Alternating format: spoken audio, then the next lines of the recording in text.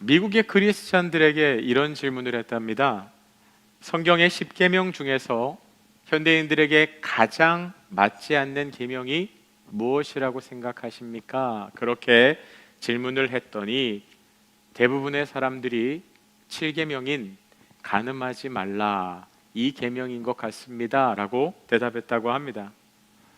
성적으로 점점 개방되어 가고 있는 요즘 시대에 7계명 간음하지 말라는 이 계명은 고리타분하고 시대착오적인 계명이라는 생각을 하고 있다는 것입니다.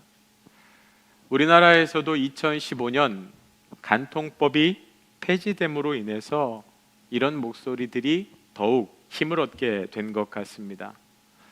나라에서도 법으로 금하지 않는데 어떻게 이걸 죄라고 할 수 있는가? 많은 사람들이 그렇게 생각한다는 것이죠.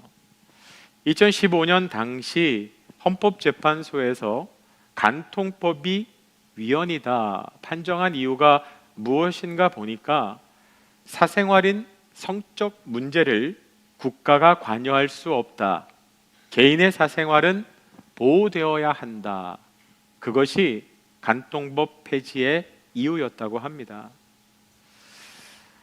여러분, 그러나 죄라는 것이요, 늘 어떤 성향을 가지고 있냐면 자기 중심적인 성향을 가지고 있습니다.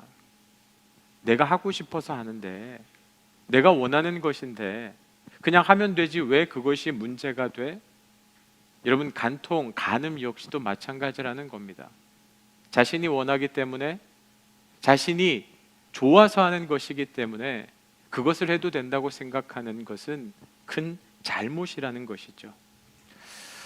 간음의 죄를 범한 사람들이 공통적으로 하는 말이 있는데, 대부분의 사람들이요, 하나같이 나는 죄를 지은 게 아니라 사랑을 했다라고 이야기를 한다는 겁니다.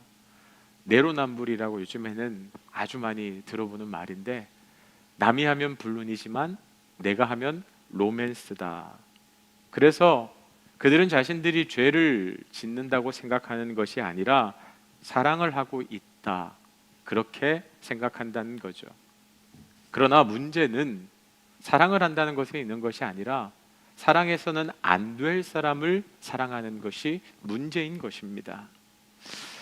저희가 오늘 살펴보고자 하는 것은 세상의 법이 이 간음에 대해서 어떻게 생각하느냐, 혹은 세상 사람들이 이 부분에 대해서 어떤 생각을 가지고 있느냐에 대한 부분이 아닙니다.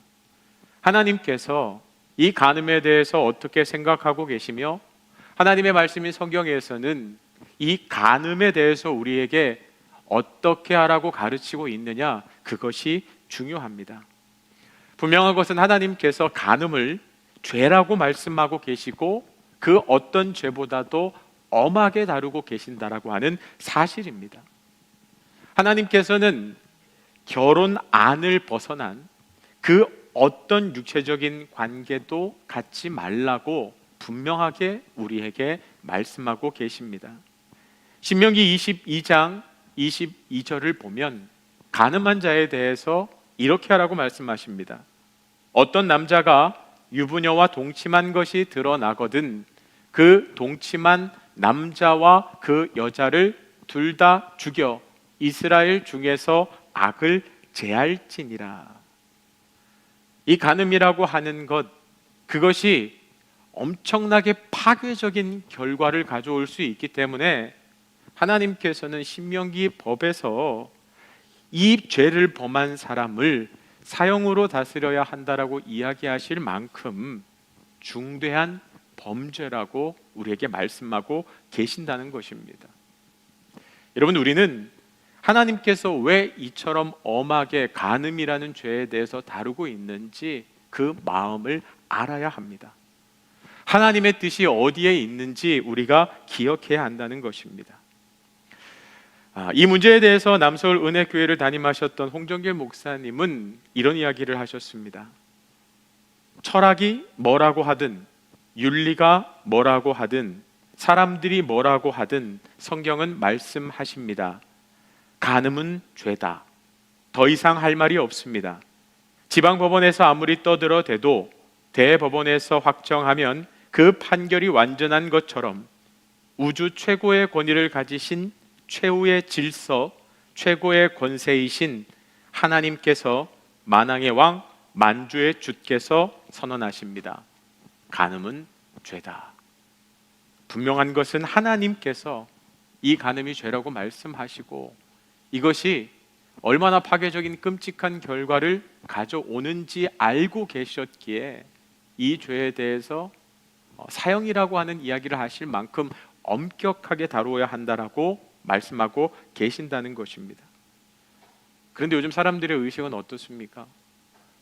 간통법도 폐지된 마당에 들키지만 않으면 된다, 걸리지만 않으면 아무 문제 없다, 그렇게 생각하는 사람들이 많이 있습니다.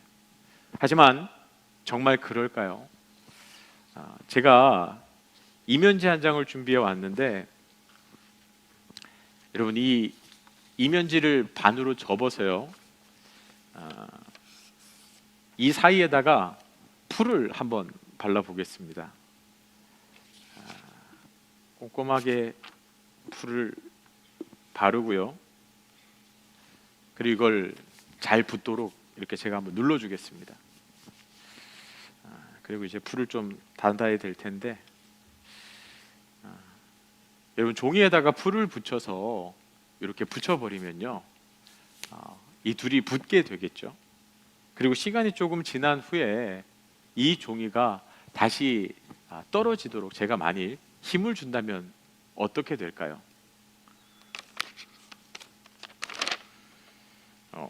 제가 빨리 뗐기 때문에 그래도 종이가 찢어지진 않았죠. 그렇다고 해서 이게 온전한 종이라고 할 수 있을까요? 불을 붙인 자국들이 남아 있어요. 그리고요, 떼는 과정에서 여기저기 이렇게 구겨져서 상하게 되어 있습니다. 만일 제가 불을 붙인 상태로 오래 두었다면 어떻게 될까요? 힘으로 그 붙였던 부분을 다시 떼려고 할 때 여기저기 찢기고 더 큰 상처가 나게 될 수밖에 없습니다. 여러분, 간음이라는 것은 들키지 않으면 된다, 걸리지만 않으면 아무 문제가 없다, 그 정도 차원이 아닙니다. 이 죄라는 것이요, 내 영혼도 상하게 하지만 상대의 영혼도 상하게 해요. 나랑 간음을 저지른 그 대상뿐만 아니라 내 배우자의 그 영혼에 깊은 상처를 남기게 된다는 거예요. 이 상처는 시간이 지난다고 회복될 수 있는 것이 아닙니다. 그 상처는 그대로 남아 있어요. 찢기고 깨져서 여기저기 너덜너덜해진 상태로 우리의 영혼이 그렇게 상처가 남아 있을 수밖에 없다는 것입니다. 물론 하나님께서는 어떠한 죄도 회개하면 용서해 주신다고 말씀하시죠. 그러나 죄는 용서받을 수 있어도 죄의 결과는, 죄의 흔적은 그대로 남게 됩니다. 내 영혼이 상처를 입고요, 내 배우자의 영혼은 더 큰 상처를 입게 되고, 뿐만 아니라 자녀들은 그 일들로 인하여서 부모가 생각할 수 없을 만큼 큰 상처와 아픔을 받게 된다는 것을 기억해야 합니다. 중국의 속담 가운데 이런 말이 있습니다. 부서진 둥지 안에는 깨어진 알만 가득하다. 다시 한번 읽어드릴게요. 부서진 둥지 안에는 깨어진 알만 가득하다. 여러분, 새가 앉아있는, 살고 있는 그 둥지가 부서졌어요. 그러면 그 둥지 안에 있는 알이 온전할 수가 없습니다. 다 깨어져 버리게 되는 거죠. 간음이라는 것이 왜 무섭습니까? 우리의 가정을 완전히 부서뜨리기 때문에 그래요. 뿐만 아니라 그 안에 있는 자녀들이 그 일들로 인하여서 건강하게 자랄 수 없다는 것입니다. 깨어진 가정에서 자란 아이들은 그 부모로 인하여서 그 아픔을 그대로 다 영향을 받게 되고요, 그리고 그 아이들이 자라서 나중에 가정을 이루고 행복한 생활을 이루는 것이 너무나도 힘든 상황에 처한다는 거예요. 대부분의 범죄자들이 어린 시절 깨어진 가정에서 혹은 부모의 문제로 인하여서 그 아이들이 상처로 인하여서 범죄자의 길로 들어섰다는 이야기를 우리는 너무나도 많이 접하게 됩니다. 간음이라고 하는 것, 단순히 내 영혼을 상하게 하고 배우자의 영혼을 상하게 하는 것을 뛰어넘어서 가정의 자녀들의 인생을 무너뜨리고 가정 전체를 파괴할 수 있는 심각한 죄라는 것을 우리는 기억해야 합니다. 때문에 우리는 이 간음에 대해서 절대로 가볍게 여겨서는 안 됩니다. 우리는 이 간음이 얼마나 심각한 죄인지를 기억하고 이 간음의 죄를 이겨낼 수 있어야 합니다. 그렇다면 성경에서는 이 간음, 특별히 성적인 문제, 유혹에 대해서 우리에게 어떻게 하라고 말씀하시는가? 여러분, 성경에서요, 이 성적인 유혹에 대해서 누구도 이 부분에 대해서 자유로울 수 없다, 절대로 자신하지 말라라고 말씀하고 계십니다. 그러니까 다른 죄들에 대해서는 인내하고 싸우라, 이겨내라라고 말씀하시지만 이 성적인 문제, 간음과 관련된 성적인 부분에 대해서는요, 분명하게 말씀하시는데 피하라라고 말씀하고 계세요. 디모데후서 2장 22절 말씀을 보면요, 또한 너는 청년의 정욕을 피하고 주를 깨끗한 마음으로 부르는 자들과 함께 의와 믿음과 사랑과 화평을 따르라 라고 말씀하세요. 여기서 오해하지 말 것은 청년의 정욕을 피하고, 이 말씀은 청년들만 갖는 정욕을 말하나 보다, 그렇게 오해하시면 안 됩니다. 청년 시절에 가질 수 있는 정욕, 이것을 다른 말로 이야기하면 음욕이라고 이야기할 수 있습니다.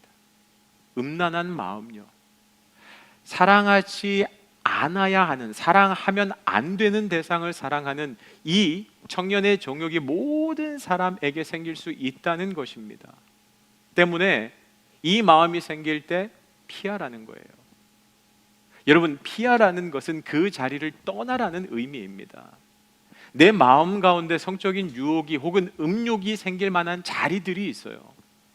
여러분, 예배의 자리 와서 혹은 배우자랑 있을 때, 아이들과 있을 때 만일 음욕이 생긴다고 하면 그건 비정상이잖아요. 그런 자리에서는 음욕이 생기지 않습니다. 그런데 음욕이 생기는 자리들이 있어요. 내 배우자가 없는 자리, 여러분, 예배의 자리가 아니라 세상의 즐거움을 쫓아간 그 자리, 유흥가, 여러분, 그런 자리에 가면 그 마음이 생기게 되어 있다니까요. 그 자리를 피하라는 거예요. 대신 디모데후서 2장 22절에는 주를 깨끗한 마음으로 부르는 자들과 함께, 경건한 자들과 함께 있으라라고 말씀하십니다. 그들과 함께 의와 믿음과 사랑과 화평을 따르라. 여러분, 우리가 우리 안에 음란한 마음 혹은 그 간음으로 나아가는 그 죄를 막기 위해서 뭐라고 말씀하세요? 너의 삶을 관리하라는 거예요. 가지 말아야 하는 자리에 가지 말라는 것입니다. 있어야 할 자리에 있으라는 거예요. 여러분, 제가 주로 가는 곳이 교회랑, 그리고 집, 그리고 지방 목사님들 모임이나 회의 자리 정도 갑니다.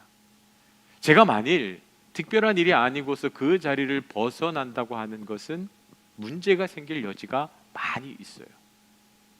여러분, 제가 결혼하고 나서 아내와 꼭 지키는 것이 있는데 뭐냐면 제 스케줄을 아내와 다 공유하는 겁니다.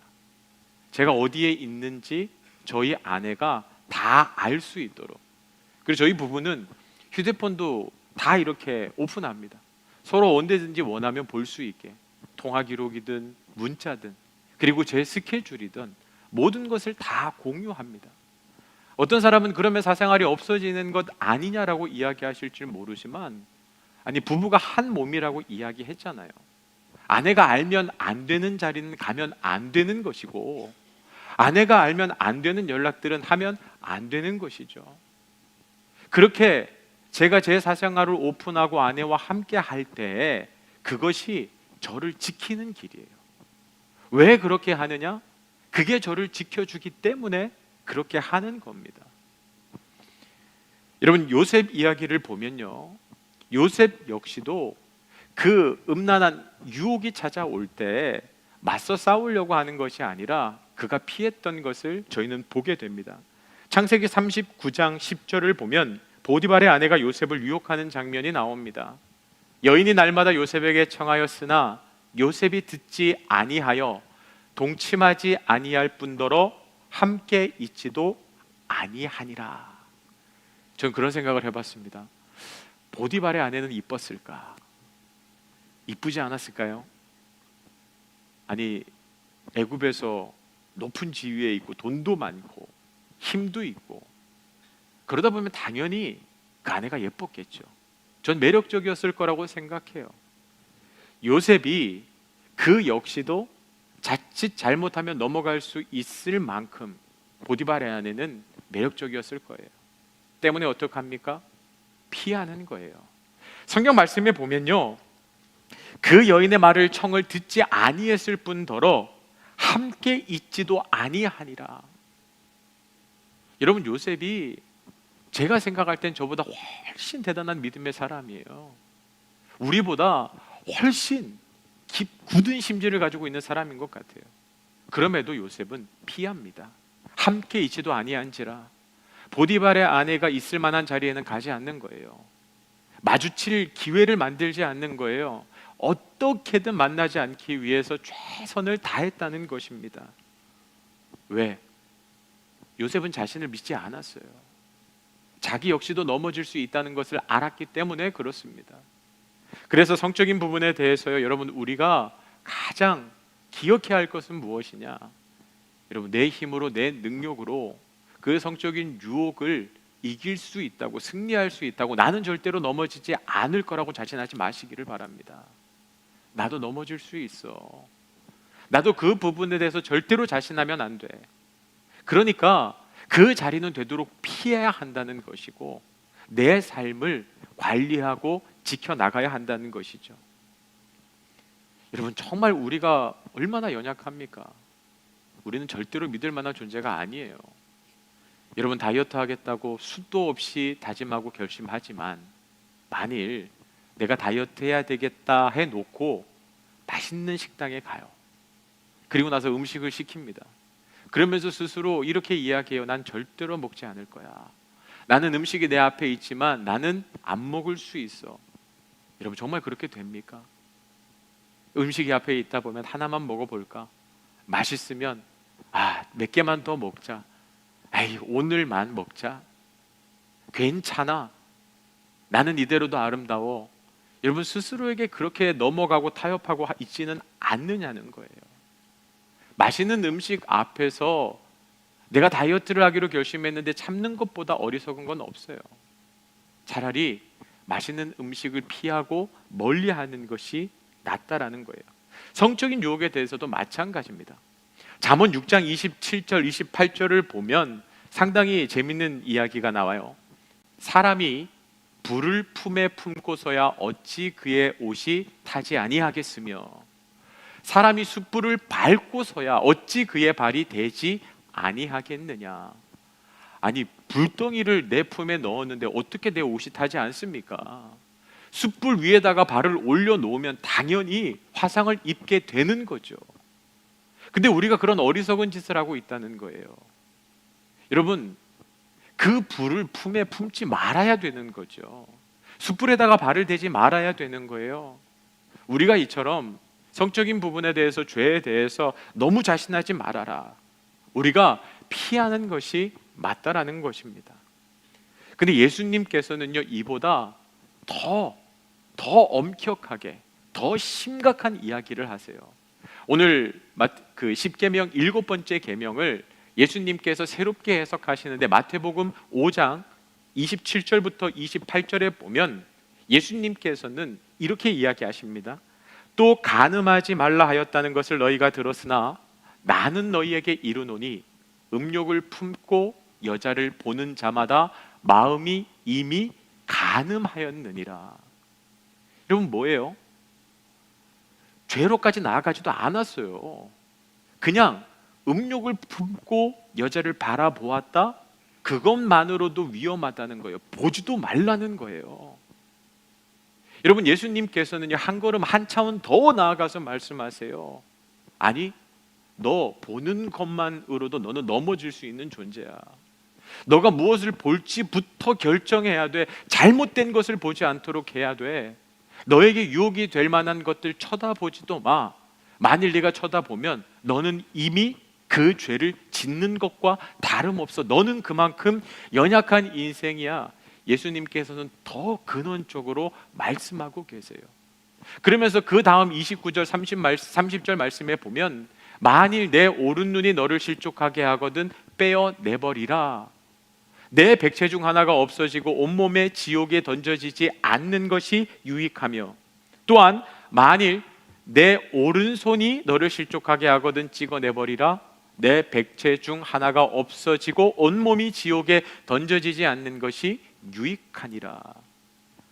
만일 내 눈이 나로 하여금 간음하는 죄를 범하는 빌미를 제공하거든, 음욕을 품고 여자를 바라보거든, 그 눈을 파버리는 것이 낫다는 거예요. 무슨 얘기냐 하면, 너가 잘못 바라봄으로 인하여서 그 죄를 짓는다면 너 지옥 갈래? 아니면 눈을 빼버릴래? 여러분, 이게 예수님의 표현이에요. 내 오른손이 실족하게 하거든, 만일 이 오른손으로 누군가를 성추행하거나 성범죄를 저질렀다고 합시다. 그러면 이 오른손을 베어버리는 것이 지옥에 가는 것보다 낫다는 거예요. 죄의 근원을 더 근원적으로 찾아내라. 바라보지도 마라. 손을 뻗지도 마라. 그 근처에 가지도 않아야 한다. 만일 네가 쳐다보고 손을 내민다면, 네가 만일 발걸음을 거기로 향한다면 너는 이미 간음한 것과 마찬가지다. 너는 그렇게 연약한 인생이다라고 예수님께서 말씀하고 계시는 거예요. 그렇다면 여러분, 이 간음의 문제요, 여러분, 처음부터 내가 간음하겠다, 다른 상대와 성적인 관계를 맺겠다라고 작정하고 덤비는 사람은 그렇게 많지 않습니다. 물론 몇몇 중독자들 같은 경우 잘못된 가치관을 가지고 있는 사람들은 그럴 수 있지만, 누가 처음부터 그런 생각을 갖겠습니까? 그럼에도 불구하고 우리가 그 부분에 대해서 넘어질 수 있기 때문에, 우리가 이 부분에서 넘어지지 않기 위해서 우리 특별히 믿음의 사람들이 어떻게 살아가야 하는가, 우리는 어떻게 그 죄의 문제를 이겨낼 수 있는가. 여러분, 이건 그냥 되는 일은 아닙니다. 분명히 우리가 많이 노력하고 애써야 되는데, 여러분, 만일 물컵에서 컵에서 공기를 빼낸다고 생각해 보십시오. 어떻게 하면 그 공기를 빼낼 수 있을까요? 공기를 아무리 빼내도 공기는 차게 돼 있죠. 물을 넣으면, 컵에다가 물을 넣으면 그 공기는 그 자리에 있을 수가 없습니다. 특별히 음란한 생각들, 우리 안에 있는 이 성적인 유혹, 욕구들, 여러분, 이것을 내 안에서 없애야지 한다고 해서 그것이 없어지는 것은 불가능하다는 거예요. 그럼 어떻게 해야 되는가? 우리 안에 그리스도의 사랑으로 채워야 합니다. 아까도 말씀드렸지만, 여러분, 내 배우자와 있을 때요, 여러분, 누가 그 간음하는 죄를 짓겠습니까? 여러분, 내 배우자를 정말 사랑하게 되면 누가 간음하는 죄를 범하겠어요? 내가 예배당에 나와서 하나님으로 충만한데, 하나님의 사랑으로 내 안이 충만한데, 은혜로 충만한데 누가 그런 생각을 하겠어요? 그래서 우리는 무엇을 금하려고, 하지 않으려고 애쓰기보다는 오히려 우리의 생각을 거룩한 것으로 채우고 은혜로 채우고 사랑으로 채워야 한다는 것입니다. 특별히 여러분이 기도할 것은, 하나님, 내 삶에 주님의 사랑으로 가득 채워지게 하여 주시옵소서. 하나님, 내 안에 내 배우자를 향한 사랑으로 가득 채워지게 하여 주시옵소서. 하나님, 내 안에 내 자녀들을 향한 사랑으로 가득 채워지게 해 주십시오. 그럴 때 우리가 이 7계명으로부터 자유로워질 수 있다고 생각합니다. 베이직교회 담임하시는 조정빈 목사님이 이 마태복음 5장 산상수훈 말씀을 가지고 설교하시면서 박철이라는 분의 시를 인용하셨더라고요. 근데 이 두 줄로 된 짧은 시인데 참 재밌습니다. 제가 읽어드릴게요. 나 죽도록 사랑했건만 죽지 않았네. 내 사랑 그만큼 모자랐던 것이다. 내가 죽도록 사랑했대요. 그런데 죽지 않더래요. 내가 그만큼 사랑이 모자랐기 때문이다. 근데 저는 이 시를 읽으면서 그런 생각을 했어요. 여러분, 우리가 하나님을 사랑한다고 하지만 그 사랑이 늘 부족해요. 그래서 문제가 생기는 거예요. 내 배우자를 사랑하느라고 애썼는데 그 사랑이 여전히 부족해요. 그래서 내 삶에 문제들이 생깁니다. 우리가 해야 될 것은 더 사랑하는 것입니다. 하나님, 하나님의 사랑으로 더 나를 채워주십시오. 하나님, 내가 배우자를 더 사랑할 수 있게 해주십시오. 여러분, 저절로 되는 사랑은요, 연애할 때 잠시라고 이야기하죠. 여러분, 우리는 결혼할 때요, 하나님 앞에 약속했습니다. 이 사람을 평생 사랑하겠노라고. 검은 머리가 화뿌리가 될 때까지 사랑하겠노라고. 사랑할 수 없는 순간들이 찾아오는데도 그때에도 노력하는 거예요. 더 사랑하겠노라고. 하나님께서 우리에게 결혼에 대해서 그렇게 명령하셨고 우리는 하나님 앞에 그렇게 약속했습니다. 사랑하겠노라고. 사랑은요, 저절로 되는 것이 아니라 의지적으로 결단하는 것입니다. 그래서 우리는 늘 이 마음이 있어야 돼요. 하나님, 제가 죽도록 사랑하겠노라고 약속했고 애썼지만 제 사랑이 부족합니다. 하나님, 더 사랑할 수 있게 해주십시오.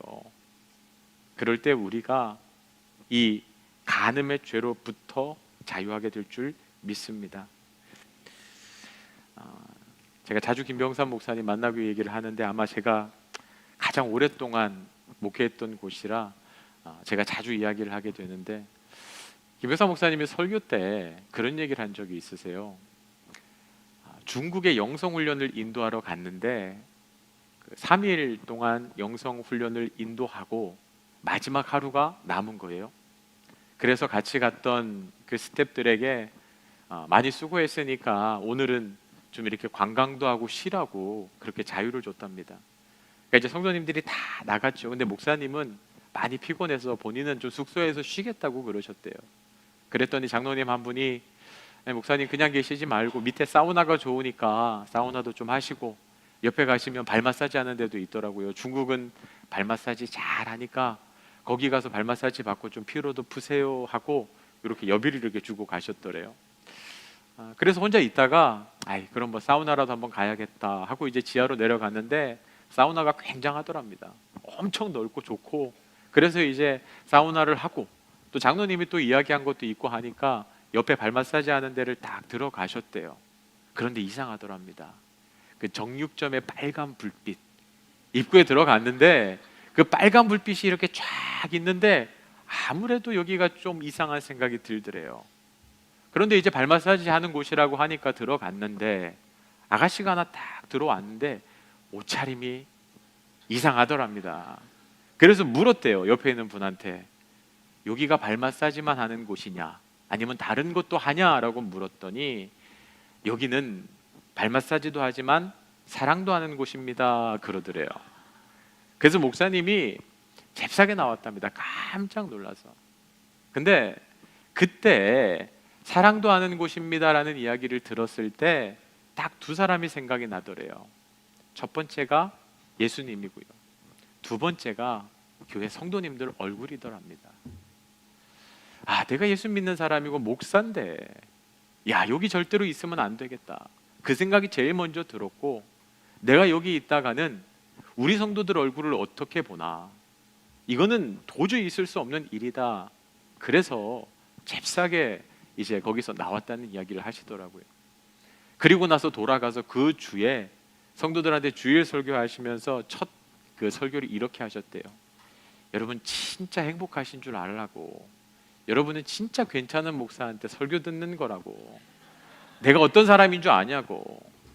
그러면서 그 이야기를 쭉 하시면서 그때 예수님 얼굴이 생각나고 여러분 얼굴이 생각이 나더라, 그러니까 부끄러운 짓을 할 수가 없더라 라는 이야기를 하시더라고요.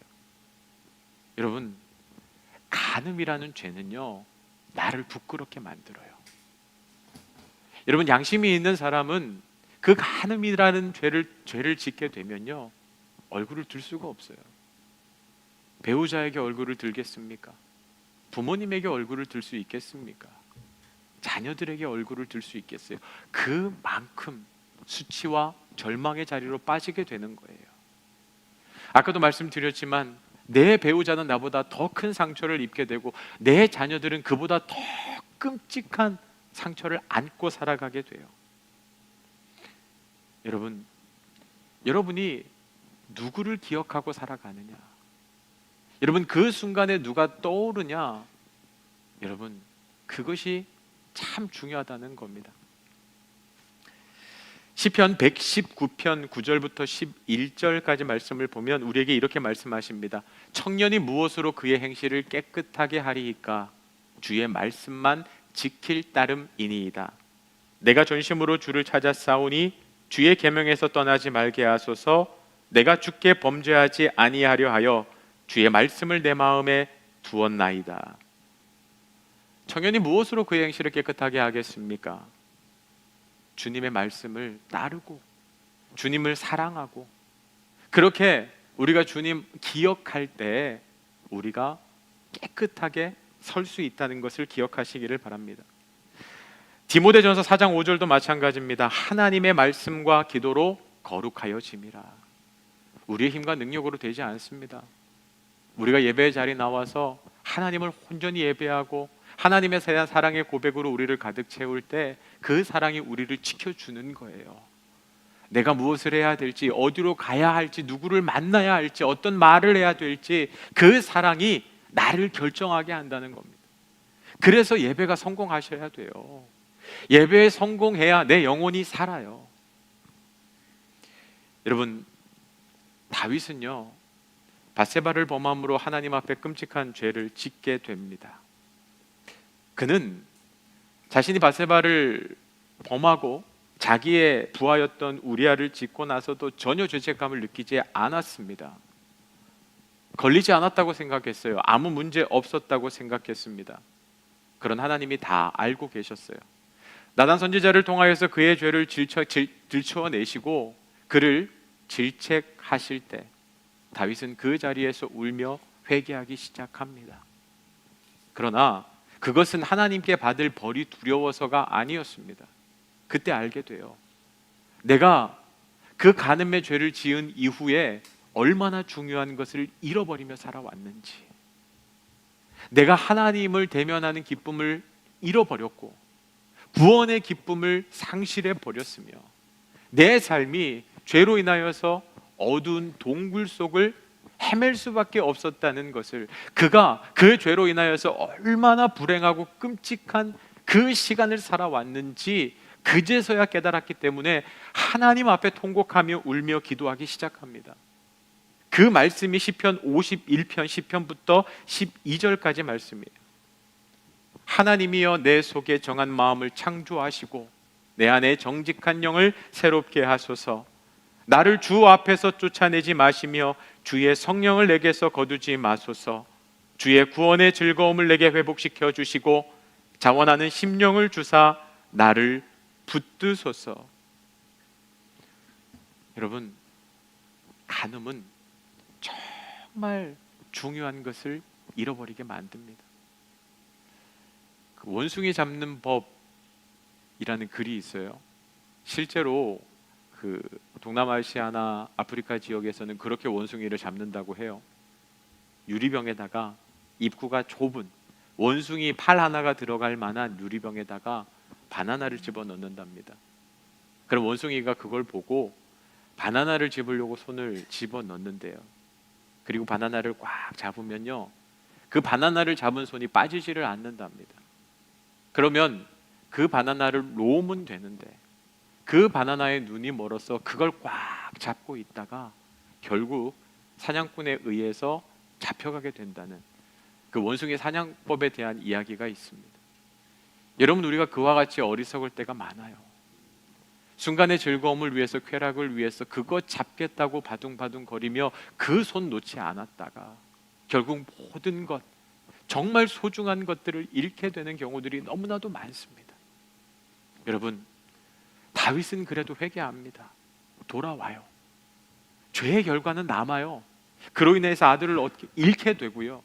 그로 인하여서 다윗의 인생의 그 가정에 엄청난 아픔과 상처들이 남아있게 돼요. 그럼에도 불구하고 그는 놓습니다. 자기가 잡고 있던 것들을 놔요. 그래서 하나님께 다시 돌아올 수 있었어요. 구원의 기쁨을 회복할 수 있었습니다.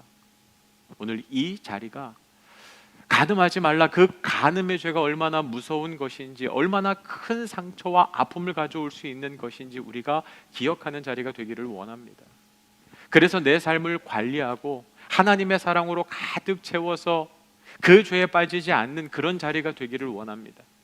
하지만 동시에요, 혹시라도 아직도 이 죄 가운데 있다면, 내가 돌아오지 않고 있다면 회개하고 다시 돌이키는 자리가 될 수 있기를 원합니다. 하나님, 내 마음 가운데 여전히 이 죄의 문제가 있는데 오늘 그 손을 놓기를 원하고 내 인생에 정말 소중한 것들을 회복할 수 있는 자리가 되기를 원합니다.